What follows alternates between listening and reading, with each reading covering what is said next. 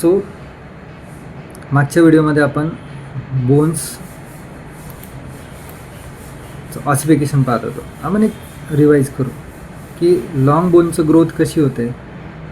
Growth होताना long bone in length by multiplication of cell in epiphyseal plate of the cartilage. म्हणजे आपण हा जो बोन आहे, या बोनच्या इथे एपिफॅसियल प्लेट आहे, खालचा हा डायफिसिस आहे आणि हा वरचा एपिफॅसिस आहे. तर ही जी एपिफॅसियल प्लेट आहे, या एपिफॅसियल प्लेटला वेगवेगळे कार्टिलेज येतात आणि ग्रोथ होते. म्हणजे बोन खालून असा इकडे वरती जातो आणि वरचा बोन इकडे ग्रो होतो आणि अशा प्रकारे ही ग्रोथ होऊन बोनची लेंथ वाढते. म्हणजे साधा छोटा बोन मी तुम्हाला सांगितलं की हा ह्युमरस आहे, पण हा ह्युमरस एवढा होता लहान असताना, मग तो हळूहळू मोठा झाला. पण तो मोठा होताना काय होतो, ही जी एंड आहे एपिफॅसियल प्लेट आहे, याच्यावरती तुमचं एपिफॅसिस आहे, ही जी डायफिसिस आहे, या डायफिसिसच्या वरती मग हे वाढायला लागतं. म्हणजे इमॅजिन करा, हा डायफिसिस आहे, या डायफिसिसमध्ये इथे प्रायमरी सेंटर्स आहेत आणि इथून हळूहळू हळूहळू हळूहळू आता बोन आपला वरती वाढत चालला. मग एपिफॅसियल प्लेट हळूहळू हळूहळू वरती जायला लागते. हा बोन आपला हळूहळू हळूहळू ग्रो व्हायला लागतो.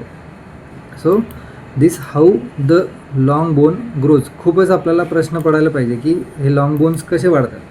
तर इमॅजिन करा, हा माझा पेन आहे, ह्या पेनचे डायफिसिस आहे, हा पूर्ण हे त्याचं एपिफॅसिस आहे. या डायफिसिस आणि एपिफॅसिसमध्ये इथे एपिफॅसियल प्लेट, तर ह्या एपिफॅसियल प्लेटवरती बोन वाढत असतो. म्हणजे हा इकडून हळूहळू हळूहळू हळूहळू इकडे वाढत असतो.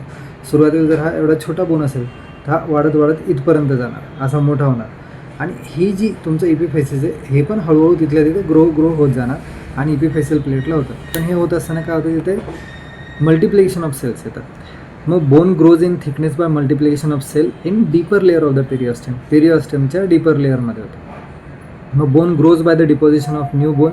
तुम्हाला सांगितलं मागच्या याच्यात की ऑस्टिओब्लास्ट सेल तिथे येतात, ते न्यू बोन ग्रो करतात. पण ते जर वेडंवाकडं ग्रो व्हायला लागलं तर ते काढलं जातात, त्याला ऑस्टिओक्लास्ट सेल. याला आपण रिमॉडेलिंग म्हणतो. आता जस्ट एक इमॅजिन करा, हे कार्टिलेज आहे, या कार्टिलेजमध्ये इथे कॅल्सिफाईड कार्टिलेज, आता प्रायमरी सेल्स सुरू झाले. हा तुमचा पेरिओस्टियम आहे. या पेरिओस्टियमच्या डीपर लेअरला, म्हणजे या पेरिओस्टियमच्या डीपर लेअरला क्लासिफिकेशन सुरू आहे. इथे तुमचं एपिफॅसिस आहे, इथे एपिफॅसियल प्लेट आहे, ठीक आहे. हे तुमचे प्रायमरी सेंटर्स आहेत. या प्रायमरी सेंटरवरून हळूहळू बोन ग्रो झाला, तुमचा जन्म झाला. आता तुमचे सेकंडरी सेंटर्स हे ॲक्टिवेट झाले आणि या सेकंडरी सेंटर्समधनं ग्रोथ सुरू झाली इकडे आणि प्रायमरी सेंटरमधनं ग्रोथ सुरू झाली इकडे आणि हळूहळू मग हा बोन ग्रो व्हायला लागला. आणि ग्रो होताना मग आतमध्ये न्यूट्रियन फोरामेनमधनं आर्टरीज झाल्या, मग हे बोन कॅल्सिफिकेशन सुरू झालं आणि मॅच्युअर बोन तयार झालं.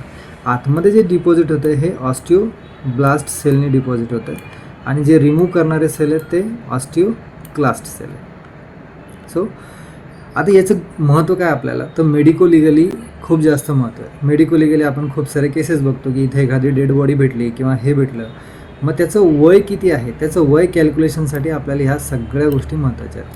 काय महत्त्वाचं आहे, त्याचं बोनचं प्रायमरी सेंटर, त्याच्या बोनचं सेकंडरी सेंटर, त्याच्या बोनचे प्रायमरी सेंटर आणि सेकंडरी सेंटर आता कम्प्लिटली फ्यूज झाले. म्हणजे या बॉडीचं वय 25 वर्षाच्या वरती आहे. पण प्रायमरी आणि सेकंडरी आहे जवळ आहेत आणि लेंथ अडल्टच्या याची आहे, तर मग थोडासा अडोलसंट एजला आहे. आणि एकदमच प्रायमरी सेंटर आहेत, मी सांगितलं तर मग याच्यानुसार आपल्याला एज कॅल्क्युलेशनला महत्त्व होतं. याच्या व्यतिरिक्त सेक्स कॅल्क्युलेशनला, कारण मेल आणि फिमेल याच्यामध्ये डॉमिनन्स बोनचा वेगळा असतो. मेलच्या याच्यामध्ये डॉमिनन्स असतो, बोन थोडंसं थिक ग्रोईंग असतं, फिमेलमध्ये थोडंसं कमी असतं. म्हणजे आपल्याला डेड बॉडी ओळखण्यासाठी किंवा त्याचं एज कॅल्क्युलेट करण्यासाठी आपल्याला हे प्रायमरी सेंटर सेकंडरी सेंटर ते कसे ग्रो होतात हे कळणं गरजेचं आहे. हे तुम्हाला ज्यावेळेस तुम्ही FMT शिकणार आहात किंवा ज्यावेळेस तुम्ही फॉरेन्सिक सायन्स शिकणार त्यावेळेस तुम्हाला मदतीला येतं. पण त्याचं महत्त्व इथं आहे, म्हणून आपल्याला जनरल अनाटॉमी शिकणं खूप गरजेचं आहे.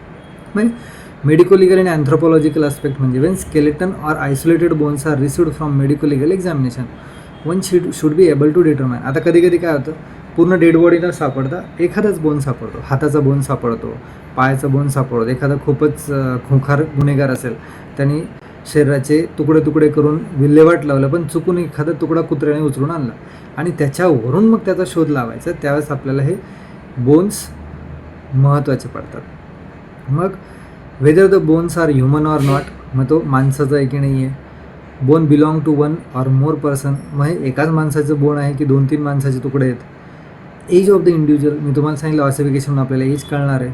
सेक्स कळणार आहे, स्टेचर कळणार आहे, म्हणजे त्या बोनच्या उंची लांबीनुसार आपल्याला तो बुटका होता की खूप जास्त उंच होता हे पण कळणार आहे.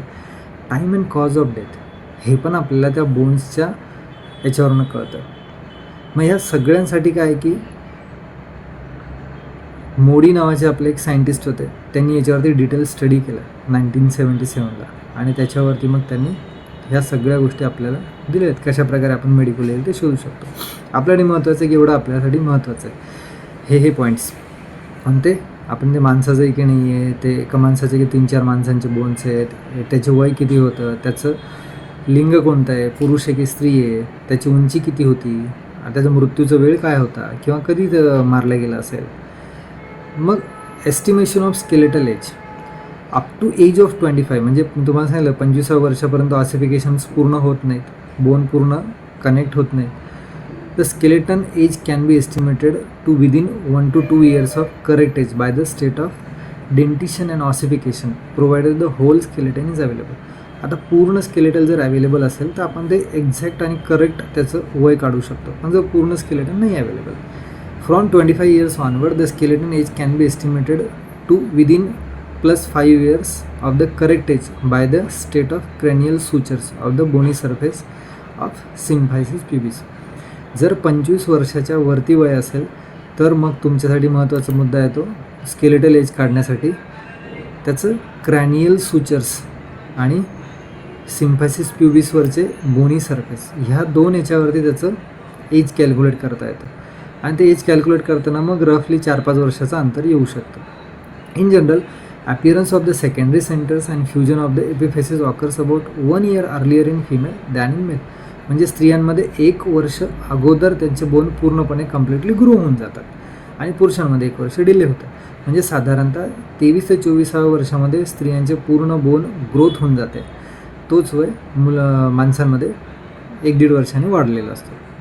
These events are also believed to occur in 1 to 2 years or 2 to 3 years earlier in India than in western countries. आता याच्यामध्ये डॉक्टर बजाज जे कोणी सायंटिस्ट होते, ॲनाटॉमिस्ट होते आणि पिल्लई यांनी सायंटिफिकली रिसर्च केला आणि त्यांनी शोधलं की एशियन म्हणजे भारतीय लोकांचं ग्रोथ जी आहे बोनची किंवा जो कंप्लीट ग्रोथ होण्याचा आहे हा साधारणतः 2 ते 2.5 वर्ष पहिले आहे वेस्टर्न लोकांच्या. म्हणून वेस्टर्न लोकांची उंची वगैरे थोडी जास्त आपल्याला दिसून येते आणि एशियन किंवा इंडियन लोकांची थोडी कमी येते, कारण आपल्याकडचं बोन ग्रोथ लवकर होऊन जाते आणि ती संपून जाते साधारणतः 24-25 वेळा. पण ही वेस्टर्न कंट्रीजमध्ये 2 ते 3 वर्षांनी वाढू शकते.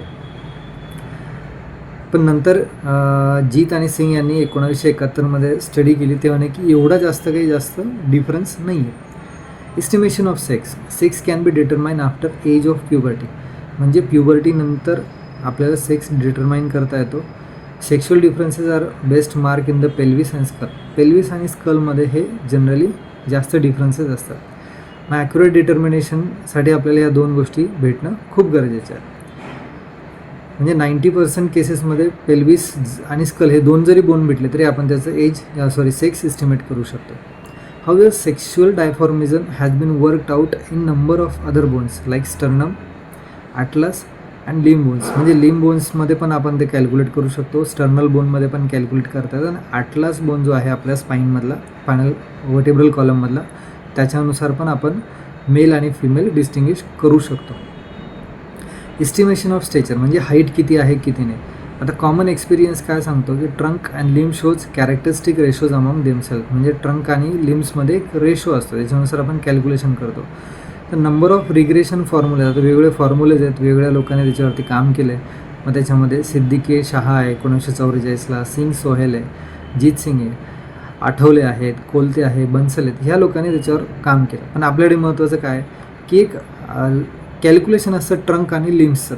Height can also be determine from parts of certain long bones, from head length and from foot measurement. काही लोक फक्त पायाच्या मेजरमेंटनुसार आपलं तळव्याचं मेजरमेंट काढून त्याची उंची किती असेल याचं पण कॅल्क्युलेशन्स करतात. So CR length has been correlated with diaphyseal length of fetus bone and with the neonatal and placental parameters. मग neonatal and placental parameters Jaisinghani यांनी काढले होते, त्याच्यानुसार स्टेचर्स आपण काढू शकतो. म्हणजे जेवढा छोटा पाय तेवढं उंची छोटी, जेवढा लांब पाय तेवढं उंची जास्त, अशा प्रकारे वेगवेगळे कोरिलेशन्स आहे डायफिसिस एपिफिसिसवरती. एस्टिमेशन ऑफ रेस, आता जनरली हे एवढं जास्त आपल्या येत नाही, हे सिग्निफिकंटली येतं. मी सांगितलं जर कुठे कोणाचा मृत्यू झाला असेल, मग ते इंडियन होता, एशियन होता, आफ्रिकन होता, मग त्यावेळेस आपल्याला एस्टिमेशन ऑफ रेस लागते. सो इथपर्यंत झालं आपलं मेडिको लिगल आस्पेक्ट्स. या मेडिको लिगल आणि या सगळ्या आस्पेक्ट्स नंतर पुढचा मुद्दा येतो कार्टिलेज. तर आपण कार्टिलेज पुढच्या लेक्चरमध्ये बघू. थँक्यू. सगळ्यांनी व्हिडिओज बघा, मराठीमध्ये ॲनाटॉमी शिकण्याचा अनुभव घ्या. व्हिडिओ लाईक करण्यापेक्षा त्यातनं आपण काय शिकतो आहे त्याच्यावरती जास्त फोकस करा. धन्यवाद.